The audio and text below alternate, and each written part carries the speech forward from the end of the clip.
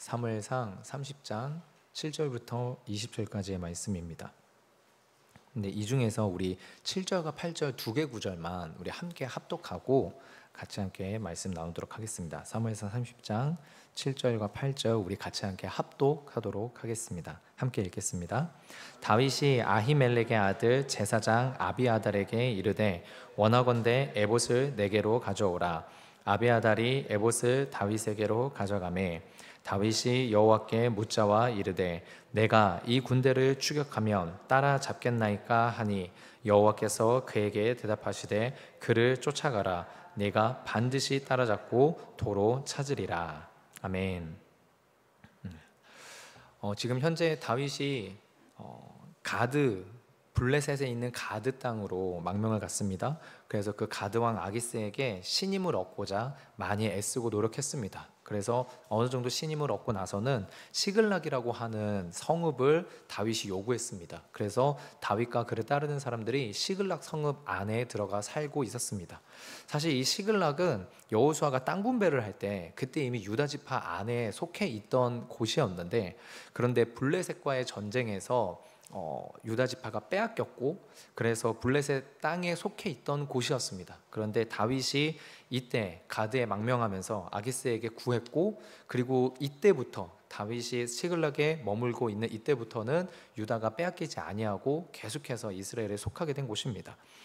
근데 그렇게 해서 이 시글락 땅 안에서 이렇게 지내고 있을 때 그 유다의 접경 지역에서 약탈을 하고 있는 아말렉 족속을 치고 그들을 진멸한 다음에 그들의 식량과 그들의 다른 물질들을 빼앗아 갔던 적이 있습니다.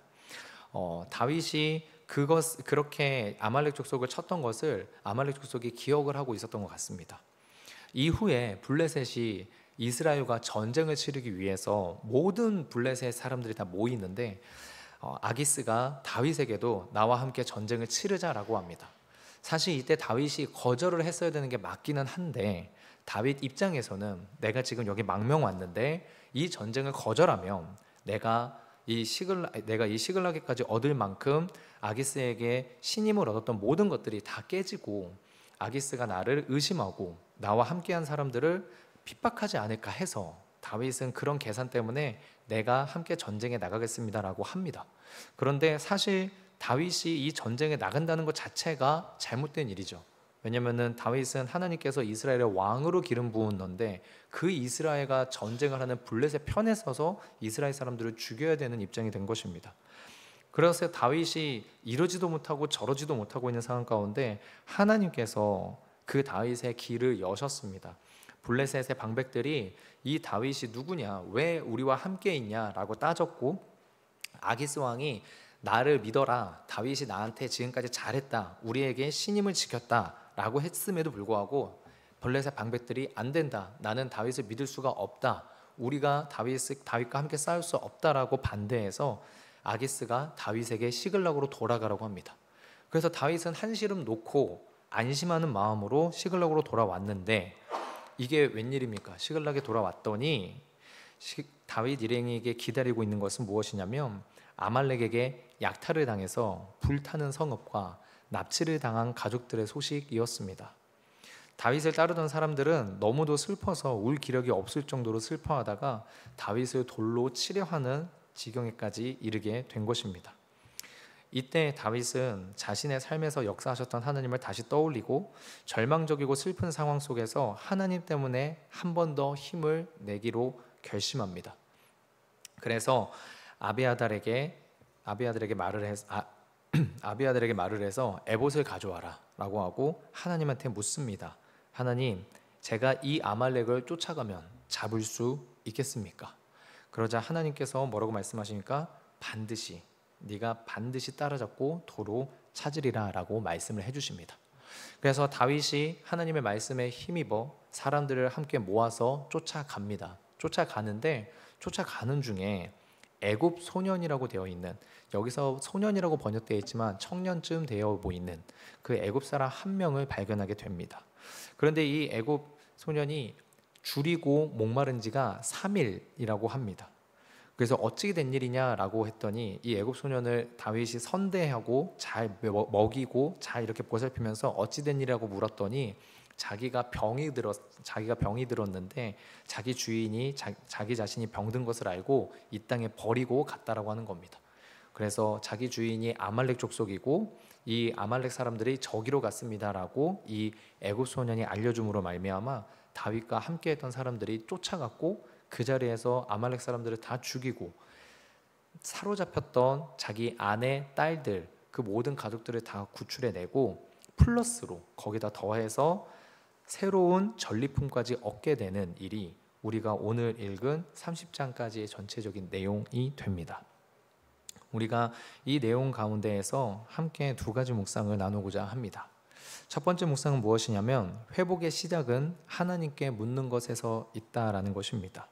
오늘 본문의 7절과 8절에 이렇게 되어 있습니다. 다윗이 아히멜렉의 아들 제사장 아비아달에게 이르되 원하건대 에봇을 내게로 가져오라. 아비아달의 에봇을 다윗에게로 가져가매 다윗이 여호와께 묻자와 이르되 내가 이 군대를 추격하면 따라잡겠나이까. 여호와께서 그에게 대답하시되 그를 쫓아가라. 네가 반드시 따라잡고 도로 찾으리라. 다윗이 위기와 절망의 순간에 자신의 지혜나 힘에 의존하지 않고 하나님께 나아가는 것을 선택하였습니다. 블레셋 땅에 들어와서 다윗이 이렇게까지 직접적으로 간절하게 하나님께 물었다라는 기록은 사실 없습니다. 어쩌면 다윗의 마음 가운데, 다윗의 생각 가운데 해이해졌던 그의 신앙심이 이 위기의 순간으로 말미암아 다시금 하나님을 향하게 된 것이죠. 그런데 하나님께서는 다윗에게 너 왜 지금까지 나에게 제대로 묻지 않았냐, 너 왜 지금까지 나에게 온 마음으로 묻지 않았냐 책망하시거나 따지는 게 아니라 곧바로 응답을 해주십니다. 내가 이 군대를 추격하면 따라잡겠습니까?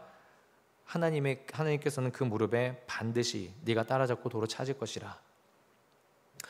다윗의 이 물음은 단순한 전략적인 판단을 구하는 것이 아니라 하나님의 뜻을 구하는 다윗의 마음의 표현이었고, 하나님께서는 다윗의 그 중심에 대해서 책망하지 아니하시고 지금까지 잘못했다라고 하지 아니하시고 응답을 해주십니다. 하나님의 마음이, 하나님의 사랑이 다윗에게 계속해서 머물렀다는 것을 볼 수 있는 장면이고, 이것이 또한 우리에게도 동일하게 적용이 되는 부분입니다.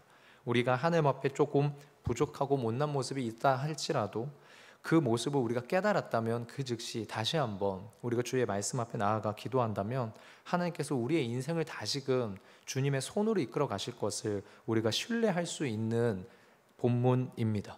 그래서 우리가 오늘 이 밤에도 그 마음으로 다시 한번 기도할 수 있었으면 좋겠고, 하나님의 이끄심을 우리가 볼 수 있기를 소망합니다. 다윗이 제사장 아비아달에게 에봇을 가져오라고 한 이유는 대제사장의 에봇에는 우림과 둠밈이 있었기 때문입니다. 이 우림과 둠밈은 하나님의 뜻을 물을 때 그 응답의 통로로 쓰여졌습니다. 그런데 실상 대제사장의 에봇에 있는 우림과 둠밈은 예, 아니요 이 둘 중에 하나만을 선택하는 양자택일의 응답용이었습니다.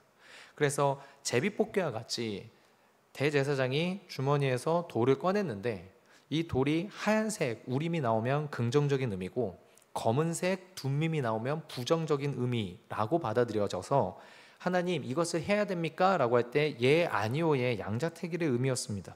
그런데 지금 다윗이 어떤 응답을 받았다고 성경은 기록합니까? 그를 쫓아가라, 네가 반드시 따라잡고 도로 찾으리라. 단순히 긍정과 부정의 응답을 넘어서 잃은 것을 다시 찾을 것이란 구체적인 응답을 받았습니다. 여러분, 이 말씀의 기록이 의미하는 것이 무엇일까요? 이것은 다윗이 그저 단순히 하나님한테 가부 여부를 물은 제비뽑기를 한 게 아니라 우림과 둠밈을 통해서 하나님의 뜻을 물으려고 했지만 단순히 예 아니오만을 원했던 게 아니라 간절하게 하나님한테 기도하고 하나님 앞에 간구하고 부르짖으면서 이 우림과 둠밈에 대한, 그래서 그 기도의 응답에 대한 구체적인 내용까지 받게 된 하나님의 은혜의 역사를, 기도의 응답의 역사를 설명하고 있는 것입니다. 종종 우리는 하나님의 뜻을 구한다고 하면서 하나님의 응답의 가지수를 내가 미리 정하고 그에 맞춰서 하나님이 응답해 주시기를 원할 때가 있기도 합니다. 하나님 이건가요? 아닌가요? 하나님 이 길입니까? 아니면 저 길입니까? 내가 정한 가지수에서 하나님의 응답을 요구하는 것, 그것이 우리가 가지고 있었던 어떤 믿음의 기도의 한 모습이었던 것입니다. 그러나 진짜 하나님의 뜻, 하나님의 마음을 구하는 기도가 우리 안에 일어난다면 이것은 하나님 앞에서 예 아니오의 가지수가 아닌 구체적이고 하나님께서 분명하고 반드시 이끄시고 반드시 이끄시고 우리에게 은혜를 주시는 그 응답의 결과를 우리에게 주신다, 우리가 받을 수 있다라는 그 믿음을 우리가 가져야 됨을 보여주고 있는 장면입니다. 하나님의 마음에 순종할 수 있는 마음을 가지고 하나님의 말씀에 순종할 수 있는 결단을 가지고 하나님 앞에 기도하면 양자택일의 문제가 아닌 하나님께서 구체적으로 이렇게 해라라고 하는 응답이 반드시 온다라는 것입니다. 다윗과 같은 위기와 절망이 우리의 삶에서도 일어납니다. 근데 그럴 때 우리는 흔히 자신의 경험이나 타인의 조언에 의존하기가 쉽습니다. 내가 원하는 답을 정하고 하나님께 예, 아니오로만 구하는 기도를 하기도 쉽죠. 그러나 진정한 회복의 역사는 하나님께 나아가 묻는 것이고, 물어볼 때 예, 아니오를 묻는 게 아니라 하나님의 마음, 하나님의 뜻, 하나님의 그 진실하신 아버지 하나님의 그 사랑을 우리가 신뢰하고자 하는 그 믿음의 간구로 우리가 그런 기도를 할 때에 진짜 회복이 시작된다라는 것입니다. 하나님은 우리가 겸손한 마음으로 순종의 자세로 그분의 뜻을 구할 때 분명한 답을 주시고 우리의 발걸음을 인도하십니다. 우리 모두가 이것을 경험해 왔고 앞으로도 경험해야 될 것이며, 우리가 전수해야 돼, 다음 세대에게 전수해야 될 신앙은 예, 아니온가요? 아니면 이게 복인가요? 저게 복인가요?를 계산하는 게 아닌 바로 이 하나님의 마음에 순종하려고 할 때 주님이 구체적으로 주시는 기도의 응답, 그래서 그 기도의 응답대로 구체적으로 순종했더니 하나님께서 역사하시고 여시더라라는 하나님의 역사, 이것을 우리가 기도의 응답으로 믿음의 유산으로 물려줘야 되는 것인 줄 믿습니다. 우리가 그러한 기도가, 그러한 믿음의 역사가 오늘 이 밤에 우리 모두에게 있으시길 주님의 이름으로 축원드립니다. 또한 하나님께서 주신 이 약속, 그를 쫓아가라, 네가 반드시 따라잡고 돌을 찾으리라, 이것은 단순히 잃어버린 것을 되찾는 정도의 약속이 아니었습니다. 다윗은 모든 것을 온전히 되찾았을 뿐만 아니라 더 큰 전리품까지 얻는 축복까지 경험을 했죠.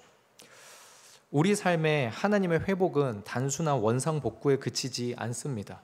오히려 그분의 계획은 우리가 상상을 하지 못했던 영역까지도 하나님께서 다 건드리시고 품에 안아주셔서 우리로 하여금 온전하게 회복하게 하시는 곳으로 이어집니다. 상처와 아픔 속에서 하나님께 묻는 것, 답답함과 두려움 가운데에서 그분의 뜻에 순종하려고 하는 것, 그렇게 될 때에 우리가 상상하지 못했던 회복과 은혜가 이루어지는 것, 정말로 우리 은자교회 안에서 지금 또 원주에서 기도하고 있는 우리 청년 일부 안에서 우리 모든 다음 세대들 안에서 반드시 일어나야 될 믿음의 역사인 줄 믿습니다. 우리가 정말로 이것을 꿈꾸면서 함께 기도했으면 합니다. 우리가 두 번째로 함께 나눌 묵상은 이것입니다. 회복의 과정은 선하신 하나님의 섭리를 신뢰하는 것이라는 겁니다. 회복의 시작은 하나님께 묻는 것이지만 회복의 과정은 하나님의 섭리를 신뢰하는 것입니다. 오늘 본문의 11절에서 13절에 이렇게 나와 있습니다. 무리가 들에서 애굽 사람 하나를 만나 그를 다윗에게로 데려다가 떡을 주어 먹게 하며 물을 마시게 하고 그에게 모화과 뭉치에서 뗀 덩이 하나와 건포도 2송이를 주었으니 그가 밤낮 사흘 동안 떡도 먹지 못하고 물도 마시지 못하였습니다. 그가 먹고 정신을 차림에 다윗이 그에게 이르되 너는 누구에게 속하였으며 어디에서 왔느냐 하니 그가 이르되 나는 애굽 소년이요 아말렉 사람의 종이더니 사흘 전에 병이 듦에 주인이 나를 버렸나이다. 다윗이 애굽 소년을 만난 사건은 정말로 하나님의 섭리 가운데 있었던 사건입니다. 여러분 한번 생각해 보시기 바랍니다. 오늘날과 같이 길이 있는 것이 아닙니다. 그냥 황무지, 광야입니다. 어디로 가면 아말렉의 이 종을 만날 수 있겠습니까? 우리가 계산을 한다고 해서 이러한 만남을 가질 수 있겠습니까?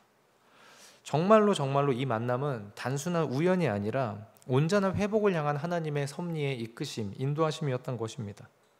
저를 포함해서 아마 많은 사람들은 어떤 어려움과 갈등이 해결되는 방편으로 직접적이고 역동적이고 즉각적인 그리고 합리적이고 계산이 가능한 어떤 그런 방법들을 원할 것입니다. 저는 정말로 그랬거든요.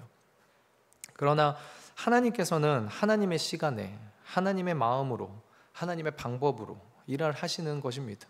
그게 하나님의 섭리이죠. 젊은이들이 빌드업이라는 말을 합니다. 젊은 세대가 빌드업이란 말을 하는데 영어를 직역하면 쌓아 올리다라는 뜻이거든요. 근데 이 단어를 일상에서 사용할 때는 어떤 식이냐면 어떤 목적이나 목표를 이루기 위해서 단계적으로 준비해서 이렇게 쌓아 올라가는 거. 그래서 마지막 순간에 딱 이렇게 완성시키는 그 밑작업들을 젊은이들은 빌드업 한다라고 말을 합니다. 그래서 영화를 보면은 보통 처음에 얻게 된 어떤 물건이 뭐 예를 들면 뭐 어떤 시계나 아니면 어떤 브로치가 아무것도 아닌 물건인 줄 알았는데 막 갈등이 고조되어지는 영화가 진행되어지는 과정 가운데 보면 문제를 해결하는 막 열쇠가 거기에 숨어 있거나 아니면 힌트가 그 안에 있거나 막 이렇게 되듯이, 그래서 아 처음부터 빌드업을 했구나라고 이렇게 표현을 하는 그런 내용입니다. 근데 하나님의 섭리가 마치 이런 것 같다는 거죠. 다윗은 병든 소년을 발견하고 그에게 선대합니다. 그에게 선을 베풉니다. 근데 이 작은 친절이, 이 우연한 만남이 결국 잃어버린 모든 것을 되찾는 길로 연결이 되는 거죠. 근데 이게 다윗이 노리고 이 사람을 찾았던 것도 아니고 그저 하나님께 기도했고 가라라고 해서 갔는데 이 아이를 만나게 됐다라는 것입니다. 전혀 상관없어 보이는 일, 전혀 있을 수 없는 일, 정말로 우연이라밖에 설명할 수 없는, 그런데 나중에 알고 보니 너무나 중요한 시작점이 되기도 하고 연결점이 되기도 하는 일, 이게 하나님의 섭리가 작동하는 원리이지 않은가 싶습니다. 우리의 상상과 우리의 계산을 넘어서는. 이게 제 이야기를 잠시 하자면 제가 27살 때 필리핀으로 단기 선교를 가야 하는 일이 있었습니다. 당시 저의 모교회에서는 제가 중등부 찬양팀 교사를 하고 있었고 마지막 학부 4학년을 제가 이제 다녀야 했고, 그리고 선교단체에서는 제가 중간 리더 역할을 좀 하고 있었습니다. 근데 이제 그 선교단체에서 단기 선교를 가는데 필리핀으로 단기 선교를 가거든요. 그래서 이제 단기 선교를 가는데 사실 이제 제가 아이들을 좀 이렇게 인솔하고 통솔해가지고 가야 될 위치에 있는 중간 리더라서 저는 가야 했습니다. 근데 당시에 등록금 문제도 있고 해서 선교비 70만 원이 저한테는 부담스러운 금액이고 돈이 없었습니다. 그래서 저는 못 가겠습니다 라고 했더니 그때 리더였던 목사님이 기량아, 넌 꼭 가야 된다. 그러니까 믿음으로 기도해라. 넌 가는 거다. 넌 안 가는 선택이 없다. 넌 가는 거다. 그냥 만들어내라. 가는 거다. 막 이러시는 거예요. 그래가지고 그럼 어떻게 하나요? 라고 했는데 방법을 뭐 알려주는 것도 없어요. 방법 알려주는 것도 없고 뭐 가타부타 뭐 그런 게 없습니다. 그래서 아니 목사님 저 돈이 없습니다 라고 했더니 아니다. 기도해라. 그러면 하나님이 주신다. 아니 이런 무책임한 말이 어디 있습니까? 그래가지고요 저는 속으로 당시에 욕을 막 하면서 그래서 근데 생각하다가 그랬습니다. 아니 이게 가기 싫다는 것도 아니고 돈이 없어서 못 가는 건데 이거를 이해를 못 해주고 배려를 못 해주고 이거 무조건 가라는 거면 아니 이럴 거면 돈을 대신 내주든가. 그래가지고 제가 생각을 하다가 그랬습니다. 그러면은 제가 조금 선교단체에서 지금 하고 있는 일을 줄이고 알바를 좀 해야 될 것 같습니다. 그랬더니 하시는 말씀이 그러면은 사역 일정이 지장이 생겨서 안 된다. 너 알바를 하면 안 된다. 그러는 거예요. 아니 그러면 알바도 못 하고 뭐 어떻게 그러면서 한 얘기가 기도해라. 아니 기도한다고 이게 뭔가 싶었던 거죠. 근데 또 그때 당시엔 제가 또 이제 순종해야 된다라는 마음에 일단 알겠습니다 해서 기도부터 하자 해서 기도를 했습니다. 그래서 매일 아침마다 기도하고 저녁에 기도하고 금요일에 또 금요기도회 교회에서 하는 것도 가서 기도하고 토요일에 찬양팀 애들 연습 끝내고 기도하고. 근데 여러분 정말로 기도하면 돈이 나옵니까 안 나옵니까? 이게 안 나오거든요. 기도해도 돈 안 나오거든요. 기도해도 돈이 안 나오는데 한 2주가 지난 다음에 그 리더이신 목사님이 물어보시는 거예요. 기랑아 돈 모았냐? 아니 알바도 못하고 뭘 모읍니까? 그래서 아니요 아직 못 모았습니다. 얼마나 모았냐? 그래서 얼마를 모으긴요? 한 푼도 못 모았죠. 그래가지고 내심 구체적으로 물어보길래 조금 뭐 얼마 모자라다고 하면 주실라나 하는 마음에 근데 한 푼도 못 모았습니다라고 말씀드렸더니 그래 빨리 기도해서 돈 모아라. 비행기 티켓 예매해야 되는데 너 때문에 문제 생길 수 있다. 이러시는 거예요. 아니 이게 그렇지 않습니까? 예, 저는 그래서 교회를 욕하는 사람들의 마음을 이해를 합니다. 이게 진짜 너무 이렇게 무대뽀로 보이고 막 그러니까요. 근데 또 그때 당시에 또 순종하는 마음으로 기도는 했습니다. 이게 거의 한 달 넘게 저의 1번 기도 제목이었습니다. 하나님 돈 주세요. 이게 제가 부자가 되려는 것도 아니고 단기 선거 가려고 하는 거고, 꼴랑 70만 원인데 알바를 하려고 해도 사역의 일정 때문에 알바를 못하고 사역에 열심히 하고 있습니다. 하나님 먼저 그의 나라와 그의 의를 구하면 주신다고 하는데 근데 이거 뭐 어떻게 해야 됩니까? 방법도 모르겠고 뭔데 아무것도 모르겠습니다. 막 기도하고 있는데, 그런데 그때 그 주에 새벽 기도 때 기도하고 있는데 뒤에서 어떤 남성분이 저를 이렇게 툭툭 치는 거예요. 이렇게 툭툭 쳐가지고. 그런데 제가 기도하다가 이렇게 쓱 돌아봤더니 그분이 청년, 내가 요 며칠 지켜봤는데 매일 나와서 기도하는 게 기특해가지고 그러시는 거예요. 그래가지고 네 라고 하면서, 근데 무슨 기도 제목인지 한번 말해봐요. 나도 같이 기도해 줄게 라고 하시는 거예요. 그래가지고 네, 사실 제가 돈이 필요해서요 라고 하면서 말씀드렸습니다. 돈? 아니 무슨 돈? 그러길래 그 단기 선교를 제가 선교단체에서 단기 선교를 가려고 하는데 돈이 없어서 이거 하나님한테 달라고 기도하고 있었습니다 라고 하는 거예요. 근데 이 대답을 들은 그분이 정말로 저를 측은한 눈빛으로 바라보면서 그러면은 내가 좀 도와줄게 이러면은 정말 되게 참 마음에 감동이 되겠는데, 갑자기 저를 약간 귀엽게 아니면 약간 어리게 약간 그 눈빛으로 막 바라보면서 하신 말씀이, 아니 그건 당연히 하나님이 주시지 뭘 그걸 그렇게 걱정하면서 기도하고 있어 그러시는 거예요.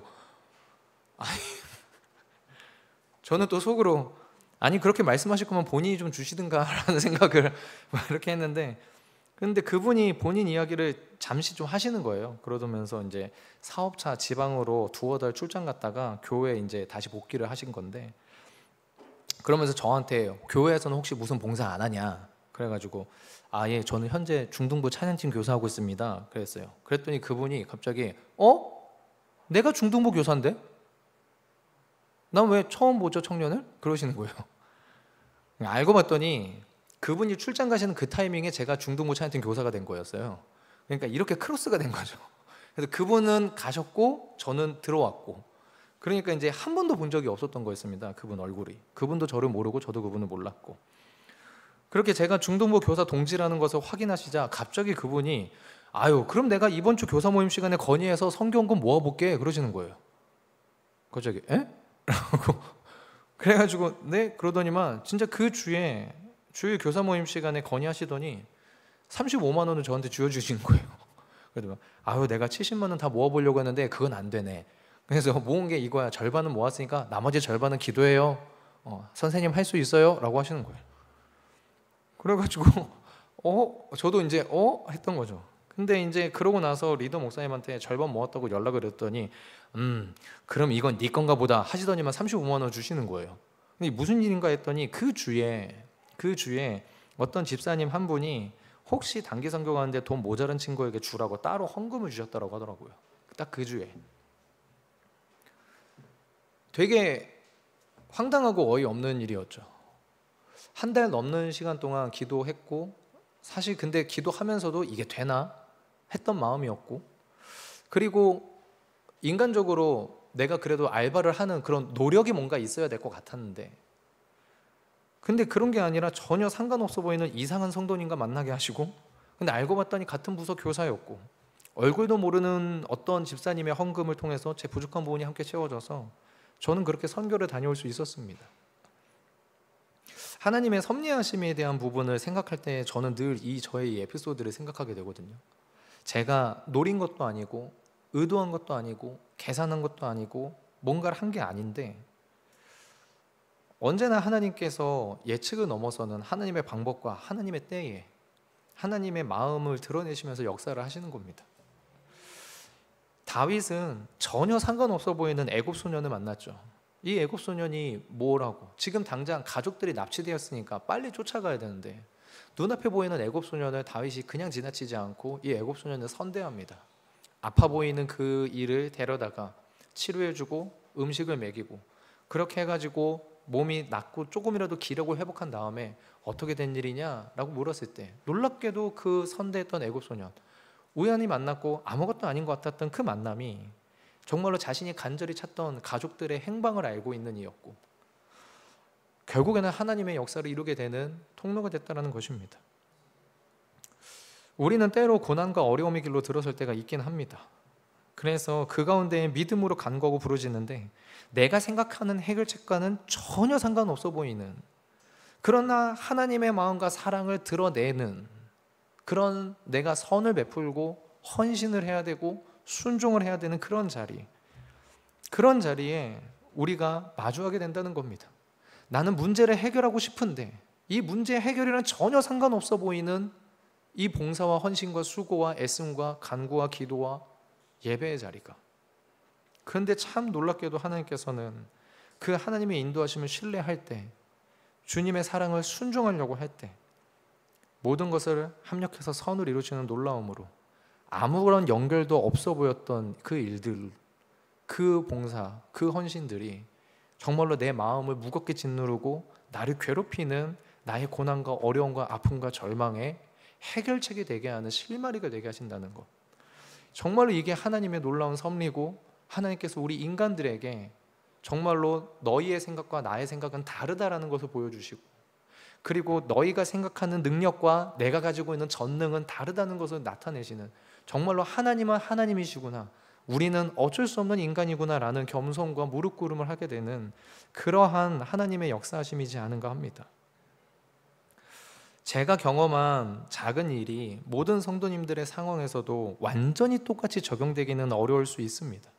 그러나 다윗에게 역사하셨던 하나님이 저를 긍휼히 여기사 저에게도 역사하셨던 하나님이시고, 그 다윗에게 역사하셨던 하나님이 저보다 더 어렵고 힘든 상황 가운데 계신 성도님들의 삶을 이끌어 가시고 섭리하시는 하나님이시라는 것, 이것을 우리가 오늘 함께 믿고 기도할 수 있었으면 좋겠습니다.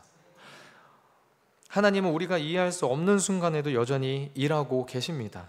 이게 안 믿어져서 문제인 거지 이것이 거짓이 아닙니다. 우리가 이해할 수 없는 순간에도 여전히 일하신다. 우리가 안 믿어져서 문제인 거지 거짓이 아닙니다. 그분의 선하신 섭리를 신뢰하며 우리가 작은 순종, 사랑, 헌신을 실천할 때 우리는 주님께서 시키시는 회복, 주님께서 이루어 가시는 축복의 열매를 맺게 될 것이라고 믿습니다. 그 기적과 간증의 주인공들이 우리 은자교회 모든 성도님들이 되시길 원합니다. 그래서 우리가 모였을 때, 우리가 모일 때마다 하나님께서 어떻게 섭리하셨는지를 나누고 하나님을 높이고 예수의 이름으로 즐거워하게 되는 그런 생명력 있고 회복이 넘치는 그런 성도의 교제가 우리 은자교회 가운데 차고 넘치게 풍성하기를 주님의 이름으로 축원드립니다. 우리 이 시간 같이 함께 기도하겠습니다.